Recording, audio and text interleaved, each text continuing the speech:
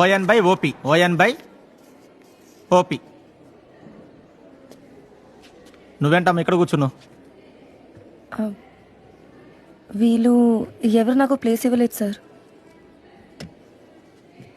ఆడోళ్ళకు ఆడోళ్ళ శత్రువు అంటే ఏమో అనుకున్నానమ్మా, మిమ్మల్ని చూస్తే నిజమే అనిపిస్తుంది. ఒక పని చేయండి, ఇంటికి పోయేటప్పుడు ఆ బెంచ్లు కూడా బ్యాగ్లలో పెట్టుకొని వనరి. అరే అమ్మాయిలా ఉండి ఇంకొక అమ్మాయికి సీట్ ఇవ్వకపోతే రేపు పొద్దున అసెంబ్లీలో మీకు ఎవరమ్మా సీట్ ఇచ్చేది? మీ ఆడల దోస్తాన్ని ఎట్లుంటుందో తెలుసా? ఫస్ట్ రోజు వాళ్ళైతే మీ పక్కకు కూర్చుంటారో వాళ్ళ మీ బెస్ట్ ఫ్రెండ్. వాళ్ళతోనే ఆటలు పాటలు తిరుగుళ్ళు అమ్మలక్కల ముచ్చట్లు అన్నీ వాళ్ళతోని. ఇక అచ్చిరప్ప నుంచి పోయేదాకా వాళ్ళ తోక పట్టుకునే తిరుగుతారు. మీ మీదకని ఎదవాలి జర బెస్ట్ అనిపిస్తారు.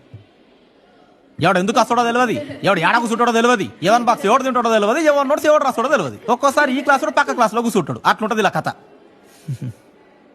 లేచి అందరు సారీ చెప్పండి ఫస్ట్ అమ్మాయికి. లేవండి అందరూ.